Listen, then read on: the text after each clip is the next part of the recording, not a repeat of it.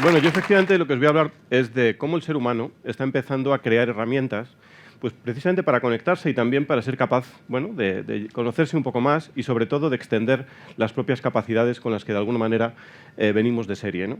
Y para eso quiero comenzar, pues bueno, con un ser humano, con lo que la fábrica, digamos, biológica me ha permitido, en este caso soy yo, con pelo me dicen que gano un poco más que así sin pelo. Y lo que vais a empezar a ver es, bueno, cómo se desvela de alguna manera mi cerebro, ¿no? Porque en el fondo el cerebro es ese mecanismo maravilloso que a todos nos ha permitido evolucionar y que de alguna manera nos permite estar hoy aquí, ¿no? El cerebro son solo unos 2 o 3 kilos de peso, consume, dicen, unos 25 vatios de los 100 que se cree que consume todo el cuerpo humano, pero aún así pues es algo maravilloso que nos ha permitido pues, bueno, hacer cosas geniales a lo largo de la historia, ¿no? Los que nos dedicamos a la inteligencia artificial tratamos de estudiar lo que pasa ahí dentro, que es algo relativamente complejo, pero sin ninguna duda lo que el ser humano ha hecho desde siempre es tratar de extender esas capacidades con las que venimos, ¿no? Eso lo hemos hecho durante milenios de alguna manera, ¿no? No es algo nuevo el que el ser humano trate de mejorarse, ¿no? Y al principio lo hemos hecho pues, construyendo herramientas como estas, ¿no? Algunos de los primeros vestigios de estas herramientas, ¿no? Primero para extender nuestras capacidades físicas, nuestra fuerza física y nuestras capacidades físicas, ¿no? Pero luego, por supuesto, hemos empezado a crear pues, también el lenguaje, la escritura y la matemática pues, para extender esas capacidades mentales, ¿no? Y poder llegar un poquito más allá de lo que de serie, como digo, venimos de fábrica, ¿no? De alguna manera, esto no se queda aquí. El ser humano también ha tratado de construir diferentes tipos de máquinas. Este quizás sea uno de los primeros vestigios de un ordenador. Es el llamado mecanismo de Antiquicera, por la isla griega donde se descubrió. Se piensa que estaba relacionado con temas de las cosechas o quizás con temas astronómicos. Y de alguna manera hemos creado esto pues, precisamente para poder llegar un poquito más allá, ¿no? Por supuesto, no nos quedamos aquí. Luego empezamos a construir ingenios maravillosos, ¿no? Me ha gustado seleccionar este, que es el llamado ajedrecista, de un gran genio español relativamente desconocido, de Leonardo Torres Quevedo, que hace más de 100 años construyó esta máquina, ¿no? Este ingenio electromecánico que lo que permitía es limitadamente jugar al ajedrez, ¿no? Yo tuve la suerte que mi padre, que en paz descanse, me enseñó a jugar al ajedrez y gané unas cuantas medallas antes de dedicarme ya con 10 años a esto de la tecnología. Y bueno, poder ver esta máquina que se fabricó hace mucho tiempo es algo que es genial, ¿no? El ser humano ha seguido, por supuesto, fabricando muchos tipos de máquinas, ¿no? Y bueno, por poner algunas interesantes, pues bueno, esta es la que sin ninguna duda nos llevó al espacio, es el mecanismo de control de las naves Apolo. Cualquier móvil que tenéis, por supuesto, es más potente que lo que tenemos aquí, pero el ser humano no se quedó ahí, ¿no? Por supuesto, siguió tratando de crear nuevos tipos de tecnología, ¿no? Y en ello la tecnología clave, sin ninguna duda, es Internet, ¿no? Internet es lo que nos ha permitido muchas cosas, entre ellas, por ejemplo, la globalización o la economía tal y lo conocemos hoy no habría podido evolucionar sin la existencia de Internet, pero tampoco nos quedamos ahí, continuamos creando nuevas cosas, ¿no? Por supuesto, Internet fijo no tenía las capacidades que podíamos y que queríamos necesitar, con lo cual descubrimos de alguna manera ese Internet móvil. Este es el primer terminal que fabricó Nokia con acceso a Internet, para poder estar conectados en cualquier momento y en cualquier lugar, ¿no? Tampoco nos quedamos ahí, seguimos luego con la revolución de las redes sociales hace unos 10 años, en los que empezamos a crear nuevos mecanismos en que las personas de alguna manera establecemos esas sociedades, ¿no? Incluso establecemos el concepto de jerarquía o de cómo de alguna manera nos relacionamos con otras personas, ¿no? Tampoco terminó ahí, seguimos buscando nuevas variantes de todo esto y empezamos a descubrir el llamado Internet de las cosas, ¿no? El Internet de las cosas significa que ya no solo las personas nos conectamos a Internet, sino cualquier dispositivo, cualquier cosa, es capaz de estar conectada a la red, ¿no? De hecho, ya hay más cosas conectadas que seres humanos en la Tierra. Y en ese sentido permite esta datificación del mundo y que todo de alguna manera seamos capaces de empezar a tener algunas primeras ideas de cómo funciona, ¿no? Y tampoco nos quedamos ahí, empezamos a ver nuevas formas de tratar de imaginar la realidad, ¿no? A través de la realidad virtual y la realidad aumentada, ¿no? No es algo nuevo tampoco, hace muchos años que se trabajó sobre este tema. Yo hace más de 20 años creé aquí en España el primer departamento de realidad virtual y ciberespacio en una universidad, pero ahora sí que es cierto que en estos dos o tres últimos años estamos empezando a tener una nueva eclosión de realidad virtual. Y de alguna manera, si entre el 60 y el 80% del cerebro están destinados al procesamiento visual, pues es interesante tener nuevas formas de crear nuevas realidades y de estar en lugares en los que físicamente nuestro cuerpo de nuevo no está preparado para estar, ¿no? Y bueno, sin ninguna duda, la inteligencia artificial para mí es lo que lo está cambiando todo, ¿no? Esta es la herramienta definitiva que de alguna manera está cambiando y está empezando a redefinir lo que incluso es el propio ser humano, ¿no? Inteligencia artificial, en realidad, hay varias, no solo hay una, hay 3 tipos de inteligencia artificial. Una es la inteligencia artificial reducida, que es la que tenéis a vuestra izquierda, en la que yo simbolizo aquí con Homer. en la que el ser humano pues, ha sido capaz de hacer una máquina que es capaz de hacer una tarea y solo una tarea mejor de lo que lo puede hacer cualquier ser humano, ¿no?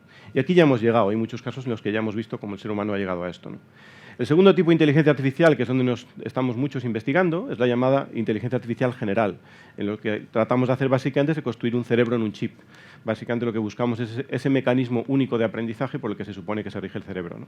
Y el tercer tipo de inteligencia artificial es la llamada superinteligencia o suprainteligencia, en el que el ser humano ha sido tan inteligente, o quizás no, de construir una máquina que es más inteligente que el conjunto de seres humanos que habitamos en la Tierra, ¿no?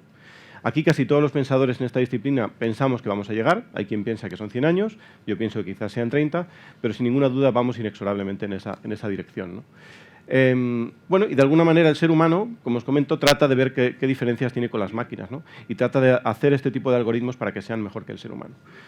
Hay algunos vestigios ya de esta inteligencia artificial reducida, este quizás sea el primer momento. En el año 1957, Arthur C. Samuel, un programador de IBM, fue capaz de programar esta máquina para jugar a las damas, dejó una copia de esta máquina jugando consigo misma y el día siguiente esta máquina ya era imbatible, ¿no? Quizás más allá de este primer invento del ajedrecista, quizás con la tecnología más actual sí que sería ese primer vestigio de inteligencia artificial, ¿no? Ahí no nos quedamos, por supuesto, en el juego del ajedrez, en el milenario juego del ajedrez, en el año 97 el campeón mundial Garry Kasparov perdió frente a una máquina, Deep Blue. Perdió por dos motivos. Perdió, por supuesto, por fuerza bruta. La máquina era capaz de computar muchas más jugadas que la que cualquier jugador de ajedrez podemos computar. Y la segunda y más relevante para mí es por el dominio de la matemática, ¿no? Y la matemática es una de esas herramientas que hemos creado para extender nuestras capacidades mentales. Y desde entonces, en algunos casos quizás antes, pues ya es un dominio que es totalmente de las máquinas, ¿no? Tampoco termina ahí. En el año 2011, y bueno, con lo que se empieza ya a llamar lo que es la nueva edad dorada de la inteligencia artificial, que se data en 2012-2013, esto es el 2011, pues una máquina desarrollada por IBM también, que se llamó Watson, fue capaz de ganar a los campeones mundiales, en ese caso, de un juego que se llama el juego del Jeopardy, ¿no? El juego del Jeopardy es un juego de la televisión americana en el que el director del programa lanza una respuesta y los concursantes buscan qué pregunta encaja con esa respuesta, ¿no? Aquí perdimos también por dos motivos. También por fuerza bruta, la máquina era capaz de computar muchas más información que lo que el ser humano podemos. Y la segunda, para mí, extremadamente más trascendental, por el control o el dominio del lenguaje natural, ¿no? Y el lenguaje, aparte de permitirme estar hablando aquí con vosotros, es lo que nos ha permitido también construir las sociedades y evolucionar de alguna manera, ¿no? Y que una máquina sea capaz de ser mejor que nosotros a esto, de alguna manera debe de alguna manera hacernos reflexionar profundamente, ¿no? En el año 97, cuando Garry Kasparov perdió el ajedrez, hubo un articulista de New York Times que publicó un artículo donde dijo que bueno, pasarían 100 años y no más hasta que una máquina sería capaz de ganar al ser humano al juego del Go, ¿no? Eso de los 100 años muchas veces pues no es tan así, ¿no? Pasaron muchos menos. Hace 2 años la compañía de un amigo, Denis Hassabis, fue capaz de ganar al campeón mundial de Go, ¿no? El juego del Go es más complejo en algunos sentidos que el ajedrez, porque aunque solo hay unas fichas blancas y negras, hay más número de casillas y el número de combinatorias posibles a lo largo del tiempo es mayor que el número de átomos que tiene el universo, ¿no? Sin duda, aquí tuvo que aprender de alguna manera cómo funcionaba el juego, porque por fuerza bruta, con la tecnología actual no es posible, ¿no? Y también el año pasado, unos algoritmos de la Carnegie Mellon fueron capaces de ganar a una serie de campeones de póker, ¿no? Y en el juego del póker, a su vez, es más complejo también, porque es un juego donde no se conoce toda la información, ¿no? Con lo cual, en realidad, hay que aprender a jugar a este juego. Y bueno, esta gráfica a mí me parece seminal. Yo creo que todo ser humano debería mirar profundamente a esta gráfica. Esta gráfica identifica de qué manera pueden ver los algoritmos mejor que podemos ver los seres humanos. Y si, como os comentaba, entre el 60 y el 80% del cerebro se destina a esto, que desde hace unos años unas máquinas puedan ver mejor de lo que nosotros vemos, es algo que sin duda nos debería hacer reflexionar profundamente, ¿no?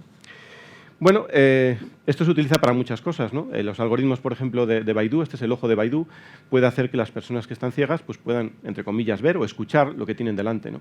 Con lo cual, estos algoritmos de visión, por supuesto, permiten mejorar el mundo y extender capacidades de personas que lo tendrían más complejo, ¿no? También, por supuesto, ya empezamos a tener herramientas que nos permiten leer lo que sucede en nuestro cerebro, ¿no? Hay dos formas en las que lo hacemos fundamentalmente, ¿no? A la izquierda, de nuevo, tenéis mi cerebro, y mi cerebro en ese caso lo tenéis en una resonancia magnética, que lo que hace es medir pues, cómo se fluye la sangre a través del cerebro, ¿no? Y la segunda, la que tenéis a vuestra derecha, son mediante señales eléctricas, ¿no? Mediante esos sistemas de electroencefalografía, que lo que hacemos es medir esas señales eléctricas. El primer tipo de señales se utilizan máquinas como esta, que son especialmente caras y que tienen una resolución espacial muy buena, pero una resolución temporal muy mala, ¿no? Es decir, tarda mucho en capturar cada una de las imágenes, ¿no? Y los otros dispositivos, los que permiten leer las señales eléctricas, son de este tipo, los 4 de vuestra izquierda comerciales y los 2 de vuestra derecha más médicos, que permiten leer esos cambios eléctricos cuando se disparan las neuronas que tenemos en nuestro cerebro, ¿no?